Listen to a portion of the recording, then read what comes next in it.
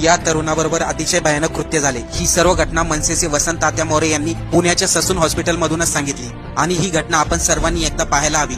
या तरुणाचे नाव आहे सौरभ विलास मोरे। हा पुण्यातील मानाजी नगर नहरेमध्ये राहतो। याच्या वडिलांनी दिवाळीच्या दरम्यान बजाज फायनान्स मधून घरातील टीव्ही, फ्रीज, कूलर अशा काही अनेक 2 लाख रुपयाच्या वस्तू खरेदी केल्या होत्या, पण काही कारणामुळे त्यांचे 2 EMI बाउन्स झाले आणि याच दरम्यान या मुलाच्या आजीचे निधन झाले। त्यामुळे आई वडील गावी गेले होते आणि हा मुलगा घरी एकटाच होता। त्यावेळेस बजाज फायनान्सचे कलेक्शन ऑफिसर प्रमोद पंडित या मुलाच्या घरी गेले आणि या मुलाला वडिलाबद्दल न विचारता याला मानाजी नगर नहरे येथील पूजा इलेक्ट्रॉनिक्स मध्ये घेऊन आले। पूजा इलेक्ट्रॉनिक्स मधले भवर आणि परबार या दोघांनी याला व्हॅन मध्ये टाकले आणि बानेरच्या दिशेने घेऊन गेले। त्या दरम्यान या मुलाला त्यांनी गाडीमध्येच मारहाण केली असे या मुलांनी सांगितले। एवढेच नाही तर याला बानेरच्या ग्रामीण चौकीमध्ये घेऊन गेले। तिथे विजय कुमार कांबळे या पोलीस शिपायाकडून EMI भरले नाही म्हणून याची बेदम मारहाण केली, परंतु EMI बाउन्स झाले म्हणून पोलिसांनी मारहाण करणे हा हक्क त्यांना दिलेला नाही। मग या पोलीस शिपायांनी याला मारलेच कसे आणि त्या दुकानदार